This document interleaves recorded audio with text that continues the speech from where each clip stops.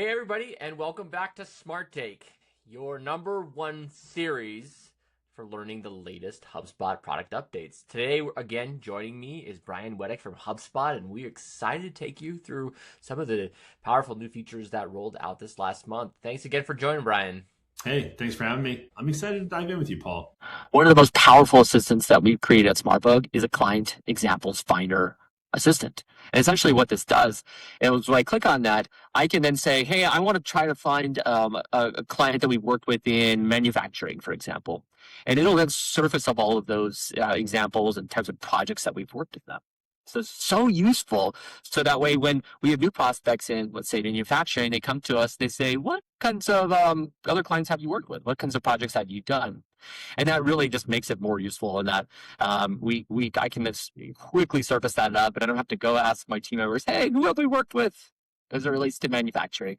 And I know that's a common thing in so many companies is trying to find those examples and case studies. So just really love the advancements within Breeze Assistant as part of Spring Spotlight. Yeah, I do that last one there is an awesome example. It's like it's the smartest person that knows everything about your company and all of the touch points that any individual at a business has had. So it is the business knowledge center based on all the data that it's pulling from in the CRM. And Paul, you called out a couple really good elements that you noticed that were very clearly baked into the Spotlight updates. It's role aware. So it knows, Breeze Assistant knows who you are. If you're a marketer, you'll get campaign help. If you're a sales rep, you can get deal guidance. So it knows who you are and it knows what page you're on. It has greater access to other data sources, like all of your website and campaign analytics. So if you're a marketer, you can ask it, hey, how did we do Q1 in terms of traffic generation from these particular sources? It knows that information because it's pulling off of everything that's in your HubSpot portal. That's super powerful if you think about how some folks have been using ChatGPT. They'll go in and say, hey, can you help me prepare for this meeting? Or, hey, can you help me analyze my Google Analytics, output? And they'll try to do an output, but it doesn't have all of the context. You have to bring that context with you to ChatGPT. This is ChatGPT inside of HubSpot. It knows who you are. It has memories over what your preferences are. It's role aware. It is context aware. And if you're running your brand voice on, if you ask it to help you generate a blog post, which you can do, it will spit out in your brand voice. So a ton of improvements there around just usability and value. One other nugget, you use the client example finder. Something we're seeing internally here at HubSpot is our internal team has some pretty robust stuff that is internal proprietary sales strategy, etc. But so it's not shipped out to everyone, but you can create your own deal assistant. So if your team or your sales leaders in your organization have used BANT or MEDIC or one of these sales formats for qualification, if you have training and enablement that goes on during your onboarding of new sales reps of, hey, this is how we sell and position our products. This is how we run really effective discovery. And these are the 7 questions, the 12 data points that we want to capture in order to understand if this deal's qualified or understand risks. You can load that into a custom Breeze assistant, name it deal assistant, have it reference that. And also, that can get useful for a rep to say, hey, help me assess the risk of this deal. And it pulls everything from call transcripts and emails, all of that to say, oh, we don't have executive buy-in at the decision maker level. Oh, we feel like there's some timeline weakness around urgency. Ask these 3 questions on your next call to try and capture that information. So some inspiration for you thinking about how Breeze Assistant can be super useful for individual use cases. And the client example finder is awesome, but some of the stuff that's most impressed me internally at HubSpot is what our team has built on the deal assistant front. And I would encourage folks, if you're in sales or you support sales, and think about it that way as well. Thanks for all that additional color inside there. Brian is going to take us next through AEO tools. This is, I would say, probably one of the most exciting updates from Spring Spotlight this year. Brian, take us through this. I'm going to just stop sharing so you can shoot and demo anything. Yeah, I've got a demo of the tool, but I think it's important for us to kind of a level set and set the stage on what is AEO? How is this different from SEO? Or some folks may have heard the term GEO, but the acronyms here. To Paul's point, I do believe that this AEO functionality is some of the most impactful for HubSpot customers right now. I think a lot of folks in marketing will understand and recognize that the way that people are searching and researching businesses and solutions now is dramatically changing. 3 years ago, the advent of ChatGPT and now Gemini and Claude and all these others, those AI search engines, let's call them AI search, are termed by some, it's still a little bit debated in the space, but HubSpot is behind the term of answer engine. So a search engine, SEO, you're going and you're putting in keywords, you're writing a search, set of search terms, and you're getting 10 links on the first page, 10 blue links. A lot of folks are just skipping that step. And first, they're just going to ChatGPT. A couple of changes in terms of behavior that are worth recognizing is that around 60% of Google searches now are ending with 0 clicks. No one's clicking 3 of those blue links to research your blog post or your website, to read those answers and do their own research. No, they're just getting the summary right at the top of Google, that AI summary. Now, you could be in those first blue links, search engine results wise, and people would click on you. And that traffic to your website of people clicking that is down a ton. People are probably experiencing this. We are noticing at HubSpot, search traffic is down like 20, 30%, year on year. And it's been dropping and will continue to drop, I think. So how do you show up in that top bit so you can be found? If you're not there, even if you're in the blue links, people might not know you exist. So your sales team never really getting an at bat.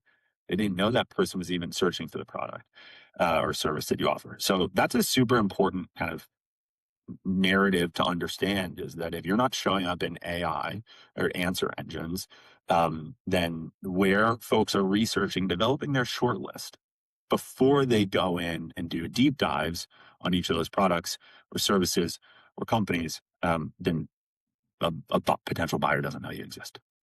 Right? I think this is a huge opportunity for HubSpot. We really recognize there was a change in how buyer behavior was happening. Let's call it 15, 20 years ago, and really leaned into inbound marketing as the way to help businesses to meet the moment and meet the behavior. There's been a shift in behavior because of technology, and HubSpot is once again here to help you as a HubSpot customer to meet the moment and understand how you're showing up in AEO, in AI search, and what to do about it, and give you a couple recommendations on how to take action and measure performance. So give you a quick look at what I'm looking at inside the tool.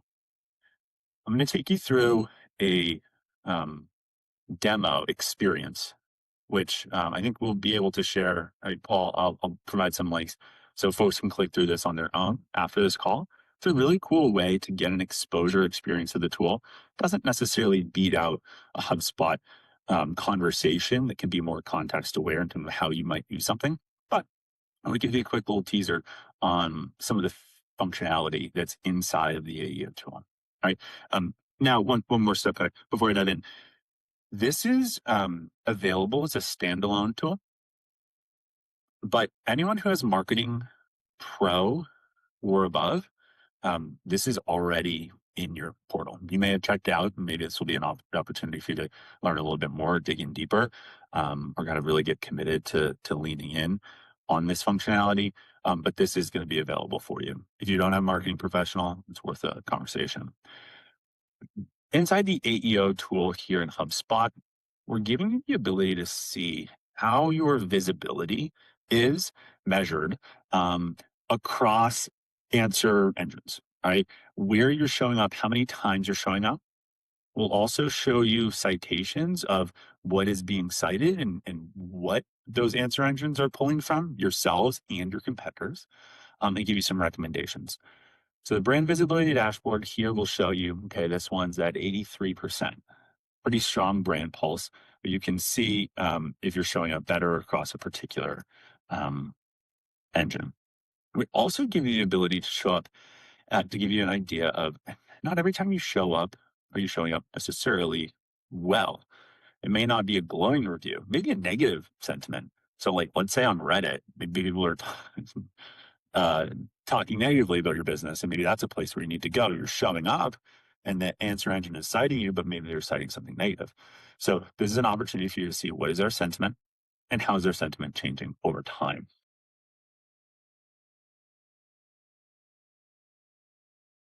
We'll also give you the ability to see what is being cited.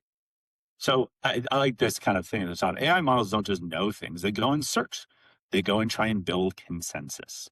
They're not just looking at your website, and that's the big change with AI search versus SEO and just a traditional search engine, is it's not based on authority, it's based on relevance to the prompt.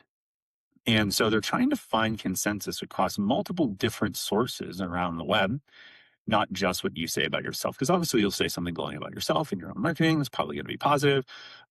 What are other people saying? Where are there other relevant supports for which business or which service should be included in that answer engine? So it can tell you your authority gap. And if this line is not going up and to the right, gives you an indication that there's some work to do. And we'll get into recommendations.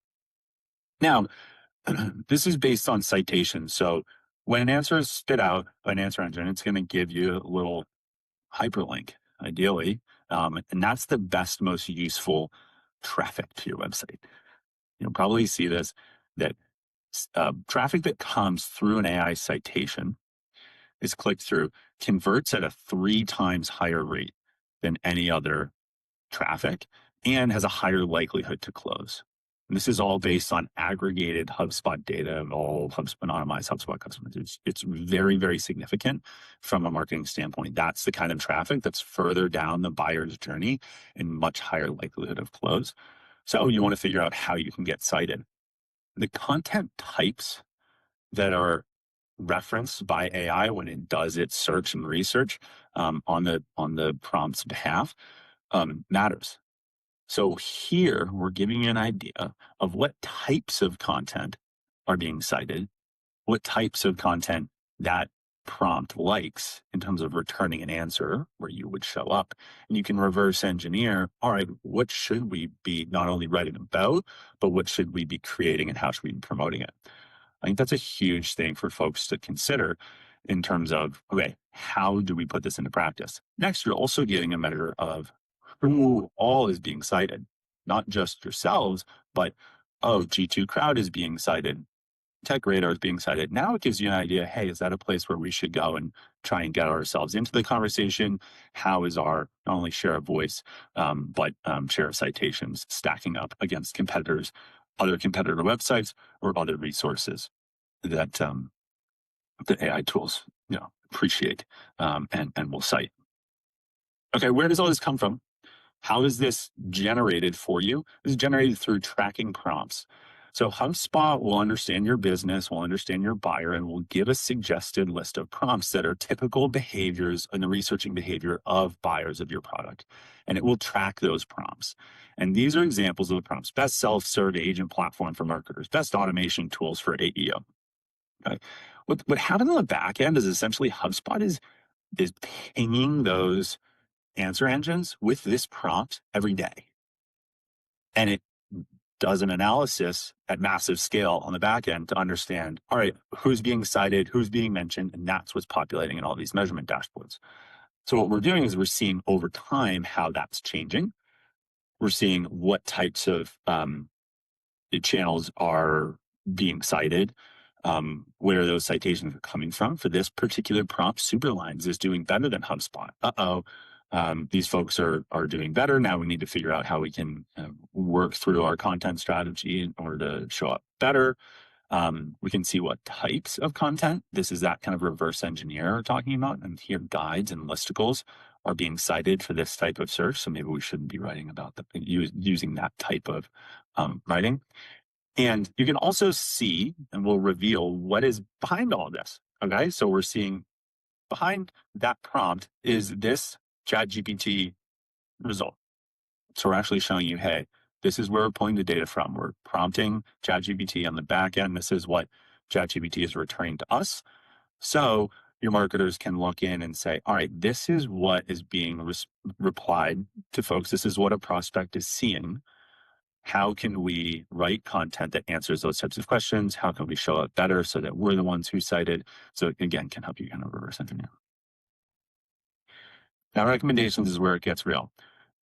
Here, this is assessing the data, assessing the trends over time, understanding your business, what type of content you have out there. And in this case, what we're doing is we're saying, HubSpot is saying, publish a listicle on top AEO automations for tools for AI search, because that is what we're seeing that AEO, the AI search is referencing. So that's the recommendation to do.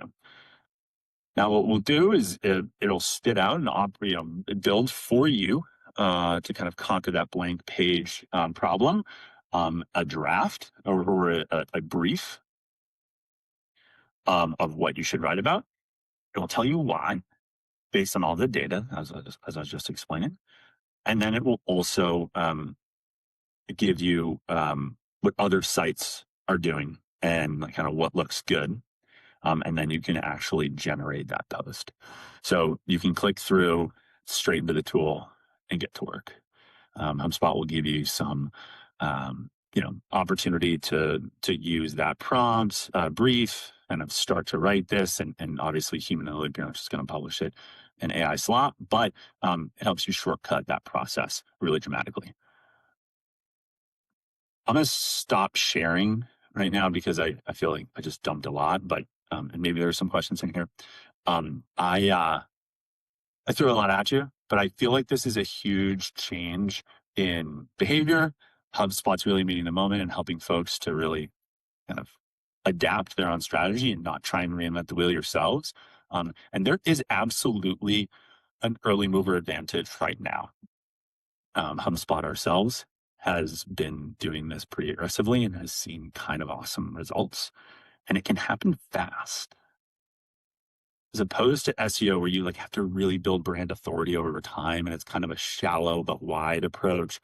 If you're super narrow and deep, you can get cited for particular prompts because AI is not looking for domain authority in the same way that search engines are. It's looking for the most relevant information that's going to answer that prompt. And AI, SEO, Google search, average about 5 words in a search bar. An AI search is an average of 350. So it's that's a very detailed level of information that someone's saying, I'm this type of persona in this type of industry looking for this type of solution that is not this, but is that. And so AI is trying to go and do all that search and deliver something back. So if you have a really strong ICP and offering, write about it and distribute it across multiple more channels than just your website. And you can see overnight results, to be honest. Yeah, that's a great demo, Brian. I think that a couple of things that I would just mention in there. First off, inside of the tools itself, inside the new AEO tools, which you have access to if you're a Marketing Pro or Marketing Enterprise, those subscriptions, you can also buy it as a standalone thing.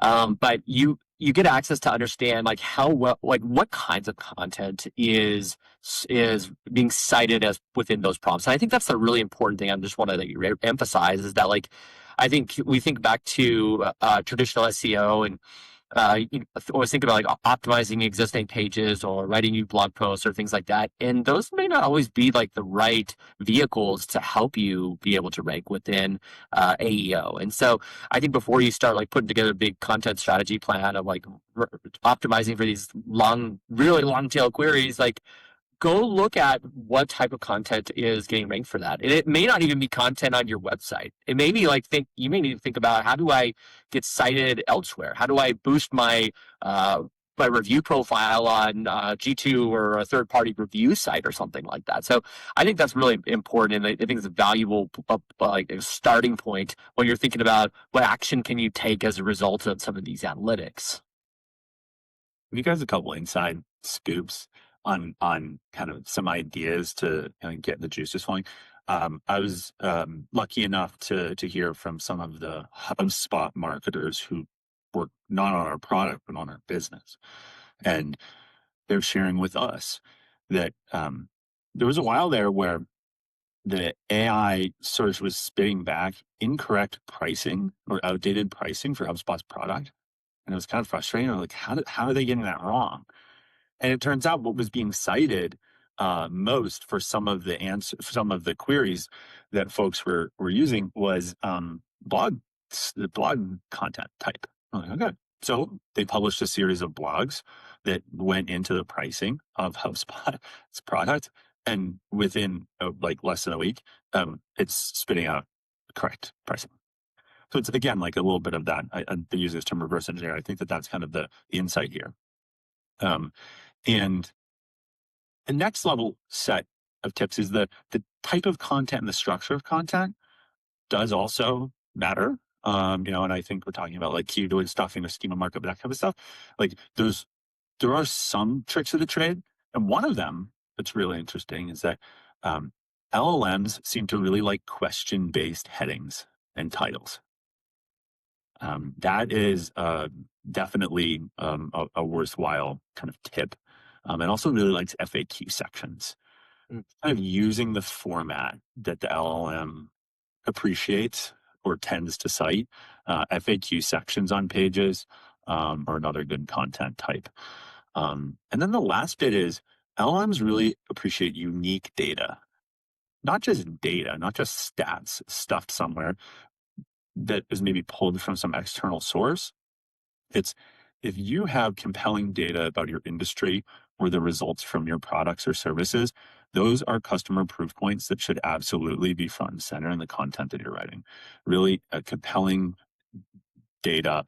Data is real, specific to your business. It could be stuff that you're already gathering for case studies or testimonials or ROI data that you're publishing on your website. You may already have some of this information, but kind of that is another nugget from the HubSpot marketing team that we're wanting to share. Yeah, that's great. We're going to jump over to Prospecting Agent. Before we do that, just a couple questions coming in. The question just related to using AI features in medical device industry and getting sign off from security and IT just to trust HubSpot AI tools. I think just a question as it relates, how do you get your IT team just to sign off on being able to use AI tools? And I think that there's different types of AI tools that are coming out on market. We're going to share a few today. Some of them are very much integrated into your contact database and can review company and contact and deal information. Those are certain kinds of tools that maybe your sales team would use. Whereas there's also AI tools that are a little bit more top of funnel, that don't contain any like sensitive or like personally identifiable information. And there are also AI tools for that use case. And so as I think about just like overall AI use cases, I think it's important to know like what kind of tool are you trying to take action with for your marketing, sales, or service team? What types of data does it need access to? And I think when I'm talking with the IT teams about this, I think the ones that they're a little bit less worried about are ones that like where you're not pulling in personally identifiable information or anything like that. So I think that's something to keep in mind as it relates to the questions on getting IT's buy-in. And yeah, Brian shared a good link inside the chat on that for you those who want to see behind the scenes. Okay, let's go next to Prospecting Agent. Lots of updates on this one. Also, a lot of great, more useful features and functionality. This has gotten so much better, Brian. Take us through this. Yeah. Let's stay on this page for a second, and then I have that same kind of click-through experience, but it's actually a far larger number of clicks. So I don't want to burn a ton of time clicking through it all, but we may breeze through it quickly. So I want to kind of set the stage in terms of Prospecting Agent for you all. Before I do, I do think it's worth noting this question around kind of AI security and kind of how to get IT folks or security folks on board, or really how is that data being used. That link to the HubSpot AI model cards gives you a visual of, okay, the HubSpot tools and what LLMs and they're using, what data is being pushed there. And also with all of HubSpot data, there's zero data retention policies with those LLMs. So that's not going to train their models. That's just being used to power the tool to deliver a response for you. So that's a very small soundbite, but to prove it and to show, okay, what information is being referenced and how is it being used, that's a great place to start. So if you run into this, if you're not an IT security person and you need to take them something, that's the first place to start. And then you can dive in further with your HubSpot CSM. If you're a current customer or salesperson, can direct you to some other resources. All right, prospecting agent. High level here. I think it's important to set the stage again that this is not a new tool. It is just substantial updates to the functionality that was previously available. So if your team took a stab at this before and you're like, meh, this is the moment, the inflection point to look at it again. All right. Before, Prospecting Agent was really just a kind of an automated outreach tool, let's call it. Now it's a really end-to-end full demand gen system built into Sales Hub, built into Sales Hub Professional and Enterprise. It does consume credits, but an important update from Spotlight is the cost to really operate Prospecting Agent at scale reduced greatly. HubSpot made a pricing change where it used to be like $1 per month per contact that you were monitoring. Now you only pay when a trigger event happens and research is generated, and it's cheaper per generation. So for folks who've maybe had that nerve where they're like, I don't know if cost overruns, I don't know if it's going to be worth it. I think it's worth recognizing that if you're going to pay an SDR or a BDR, this will really maximize their time. And if you're not, this can supplement that kind of overhead cost to get greater activity out there from the sales team. Okay, cool. Let me give you a quick run through. Paul, do you kick, or maybe I'll just steal it away there. Steal it, and away we go. All right, gang. Prospecting Agent. Here's another example of this demo flow. What we're looking at here is a new visual. So if you haven't seen Prospecting Agent recently, this is actually a new layout. And what we're seeing is the full overview of contacts and companies that are being monitored, everything in progress in terms of kind of your sales funnel down to deals created through that agent. And we'll see the plays, automations, integrations, and the monitored companies that we're working with. Right. This highlights the monitored kind of start on this page to see monitored companies. What we're doing here is you are setting a series of a list of target accounts that you want to monitor for signals. Okay. And HubSpot's buyer intent tools behind the scenes, the prospecting agent is helping you to understand if there's activity around any of the signals that you're monitoring. If it's research intent, meaning they're on your website, or if it was, job change for a contact or funding round for a company. There's dozens of signals that you can monitor. And if one of these companies triggers on that, they're searching the web and researching your product or your service, they'll pop up on this page, and then you can get an understanding and see. Let's say, for example, for Cloudflare, not only just at this high level view, not only what triggered them to pop up as someone that you should reach out to, but why. They have a new security certification for government services, and it gives you a full description and detail. So when you click through to say, okay, Cloudflare has some activity, we want to take strategic approach with this. That's the top of the funnel stuff that didn't really happen before. We're getting an idea of who should we be reaching out to, not just kind of blasting them with AI slop.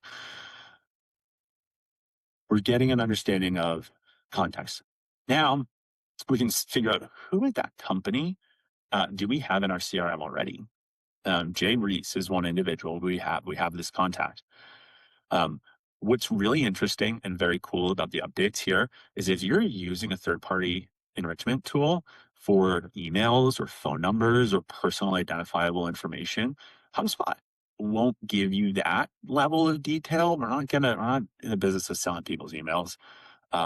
But we will give you information about the company. And I think Paul will talk some about the data enrichment stuff. Like HubSpot has a ton of information about companies. So we're going to give you that so you can improve your targeting. But if you're using one of these third-party things, HubSpot will say, oh, who, based on the play that you're running and based on kind of how you've trained this prospect agent, who should you be reaching out to in addition to Jay? Well, Laura, Director of Compliance, and Grant, VP of Security, are two really good contacts. Oh, if you have Apollo linked up, you can add to CRM. I think that's maybe an Apollo credit or something, but you can add that contact and all the information to the CRM and then enroll them in a prospecting agent right from here. So pretty cool update. And I think folks have wanted something like this for a long time. So maybe solves a pain point that your sales teams complained about in the past. So we say, okay, we want Jay. Why do we want Jay? Why this contact? Gives you the research. And then it gives you an idea of what we can draft it to send based on that play. You get really detailed and you can edit all of this before it goes out. Boom. You can start your research. And to give you an idea, actually, I should say even like before you send that, to get an idea of why that content was written, what research was done to kind of power the creation of the content in those sequences, this is where you can see it. This is why you should be reaching out. There's a recent acquisition of security certification. So your business provides security services, and awesome. Like that's a great reason to reach out. Now, where's it getting the information from? What should you know about the company? This is the kind of research that takes this SDR, BDR, if they're even going to do all this research. It takes them 30 minutes more. The AI tools are pulling all of that together, scanning all of that, and giving you some insightful ways to start. Or if you want to really take over, you can just use this summary as a way to develop your own messaging. But ideally, you've trained this thing and will train this thing over time to really match the messaging that you're looking for. All right. Keep going. So the play, okay, how do we even get to that kind of sequence in email? A play is the biggest update for folks who maybe saw the tool in the past. You could have like one persona and they could be trained on, okay, this is our product, this is our service, this is what we want to do and how we want to reach out. What a play is a targeted approach. It's a pursuit. It's a campaign, let's call it, around a particular subject, topic, area. Maybe it's a new product launch. Maybe it's a particular niche. Maybe it's a particular persona. And you can craft each of these plays to monitor different companies, different signals, and train it on all different, let's say, audiences here, context, outreach, and style. So you could have a play that's contacting CEOs. That may be very different from a play that's contacting a sales manager as a way into a conversation. So we can see which signals we want to monitor. We can see who the personas are that we want to target. We can figure out, okay, what are our limits so this thing doesn't get out of control. We can see what type of selling contacts. This is where you get super specific. So HubSpot can just research your website and give you some generic stuff based on what it's learned about you. Or you can go and get super granular. And this is where if the output is coming back and it's like meh, you go back into this section to say, all right, these are the real nitty-gritty details of literally how I, as a sales manager, would go and speak to my new rep and try and train them on how to have a particular style of conversation or particular talking points or type of positioning of our product. This is where you can train that AI DDR new hire on all of the business insights. For folks who are concerned about this thing getting out of hand, we have guardrails, who it sends on behalf of, what type of tone you want it to be delivering, the language, what call to action. In many cases, it's a meeting link, but it could be inviting someone to a webinar even, or an in-person event. And then one of the bigger updates here is the ability to toggle and treat automation differently. So you could just let it run autonomously, Or ideally, I think many folks will start with human in the loop. So you're having an SDR, BDR, a salesperson review all of this before it goes out. So it does the research, it drafts up kind of your prospecting outreach, and you can do all of that review ahead of time. So adaptive would be you let the AI run and figure out how we want to tweak, what we want our cadence to be, or you could set up your own sequence. So it knows what are the types of tasks you want it to execute, what type of outreach frequency, if you want to, every 2 days for 5 days or 5 weeks, and then advanced instructions to get pretty nitty gritty again with how you want it to run that approach. In a sequence format, you can generate the sequence automatically. You can use kind of block text, or you could have it write a particular format, and then you can do different types of activities. This is new, so not just email, but you can have it prompt a phone call task. You can have it prompt a LinkedIn message and kind of pre-write a LinkedIn message, and all of that is baked in to the whole kind of like governance experience. And then ultimately we can see the performance. Is this thing actually delivering results? Is it getting email replies? Is it helping to book meetings? And it can help to justify any types of costs or strategy in terms of what's working and what's not. That's great, Brian. And I think just a couple quick updates before we go to the next feature. Is that last thing you're showing in terms of being able to insert calls or LinkedIn messages, things like that. I think that's been one of the bigger gripes with using prospecting agents till today, is that like it could only do like 3 to 5 emails. And we all know that like an effective outreach sequence from a salesperson is going to take calls, LinkedIn messages, could take emails, could take postal mail, can take a lot of things. And so love the flexibility in some of those new plays. And then second, I would just say that the other sort of gripe or reason why we couldn't get enough adoption or seeing people use this is that like they would have to go into Apollo or Zoom Info, export their CSV, bring in HubSpot, map all the properties, pull it into Prospecting Agent. It's such a clunky experience. And I think the integration and partnerships that HubSpot now has with Apollo and Zoom Info have just made it such a more seamless experience. And it makes it so you're pulling in the best data into the best automation type of platform. And so I'm going to just keep going for the sake of time. Let me just jump over to our next slide, and we are going into Smart Deal Progression. Brian, what do we have with Smart Deal Progression? Awesome. I want to grab, bear with me, I want to grab one slide I'm going to pull up on my screen to make this Smart Deal Progression explanation faster. So I think it's worth checking out on your own or having your salespeople check out. But for the purpose of time, I'm not going to do that full demo. So apologies, bear with me. All right, Smart Deal Progression. Let's actually look at this page here. So Smart Deal Progression is just kind of this term for a series of steps and features in a sales rep's experience that can really supercharge how they show up for a call, how they really deliver post-call, and how they move their learnings from that call into the CRM.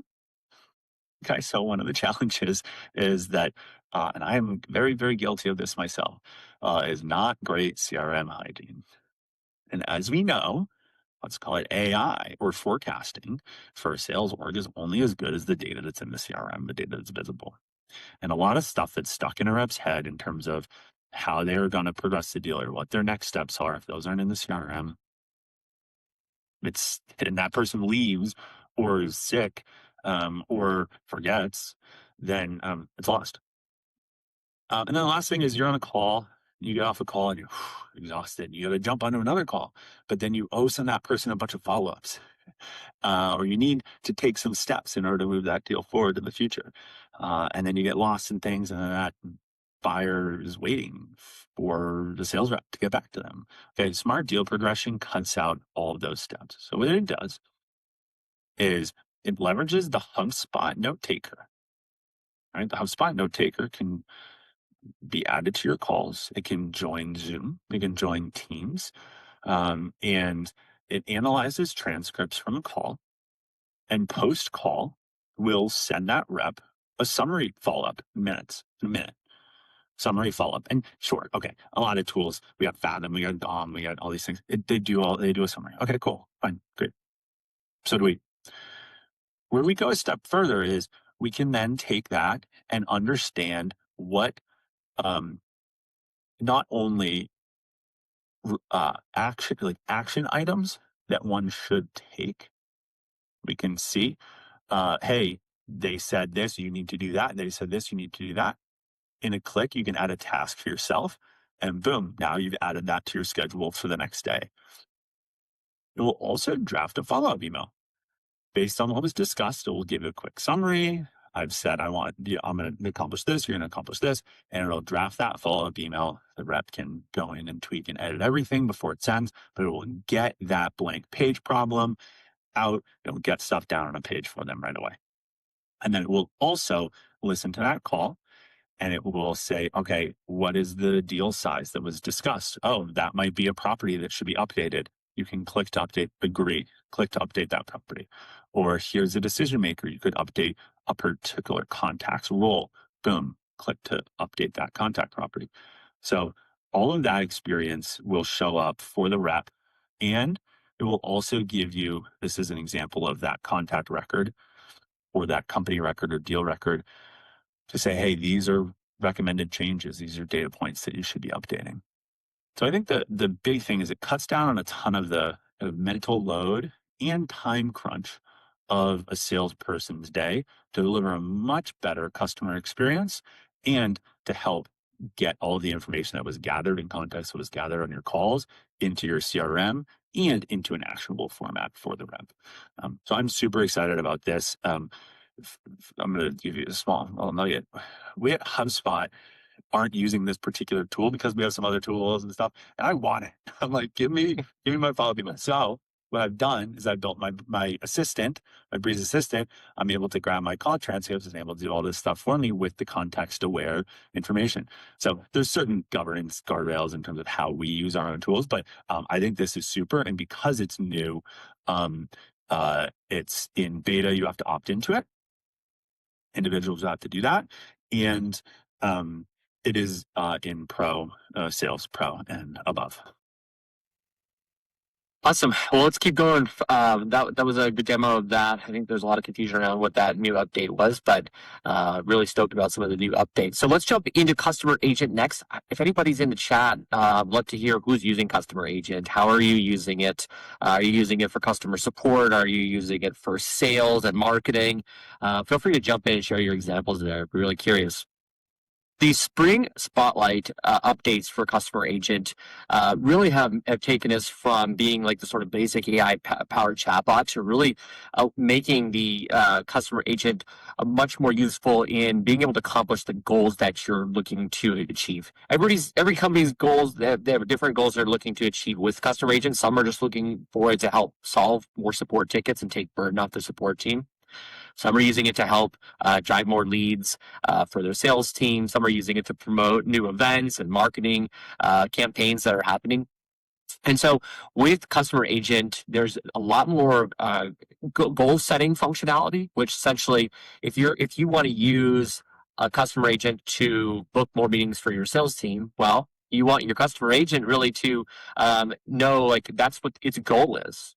And when it's trying to shape conversations, it's trying to query the visitor to their website, it should be asking the questions that are related to that. If that's what obviously the prospect is there to use to learn more information about the business. So, in any case, the new updates in Customer Agent related to that functionality.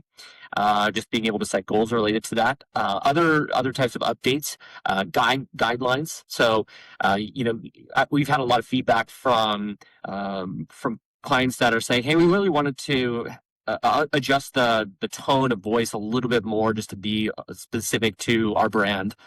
There's more guideline functionality in terms of what you want to sound like, what you do not want to sound like, just a lot more advanced controls. And I think that's made it so just like the AI just sounds much more on point with what the brand is looking to do. And then lastly, reporting. That's another big area where you want to know if, like, especially since customer agent costs money, costs you essentially 100 credits for every conversation where research is being pulled. You want to make sure that you're able to see that ROI from there. So those are a couple quick updates. Brian, anything else that I should highlight before we go on? Yes. Yeah. One nugget. And I was just searching for this answer around customer agent for multi-brand. I think Dana. So I'm gonna get back to you on that, Dana, because I'm pretty sure that's actually one of the updates that's come out in Spotlight. So it might be worth revisiting the brands for customer agent. Is it the pricing for customer agent has also changed? Okay, so it is you're only charged credits when the AI and the customer agent has been able to resolve the request in one pane. So if it can't answer or it doesn't have a satisfactory answer, if the user says, nah, like that wasn't good enough, transfer me to human, or no, I don't like your response, it doesn't charge you credits anymore. So customer agent has become truly less expensive and scalable in terms of that. And ultimately, like if you're not getting value from it, like sure, it might have reference material and spit back an answer. But now if the end user, your end prospect or customer is not getting value from your answer, you're not getting value from that agent, and HubSpot's not going to charge you for it. Really cool changes in terms of how expensive leveraging AI products within HubSpot has now become, and that was all launched less than 30 days ago. So it's a pretty exciting time, and I think it's definitely worth checking the stuff out again because of some of these updates and kind of a lighter lift. Last nugget on pricing is that pretty much all customers have 3,000 or 5,000 free tokens. If you're on Pro or above, you have credits, to burn to test this stuff out and practice with it. Yeah, you're already paying for it, so you may as well test it out. And 3,000 or 5,000 credits, that's essentially like 30 or 50 chat conversations. So like how many conversations does your brand get on an active basis like that? Maybe not that, maybe within that range that you need to test it out in. So check it out. We'll keep going for the sake of time. We're just the last few minutes here. So we're going to talk about data enrichment and buyer intent. I'm going to quickly just jump over to my screen right inside here so we can see the data enrichment functionality inside HubSpot. And so in terms of enrichment, what some of the updates that we're looking at in here, again, we're coming back to the having data enrichment inside of the contact record. This was a new update as far as Spring Spotlight goes.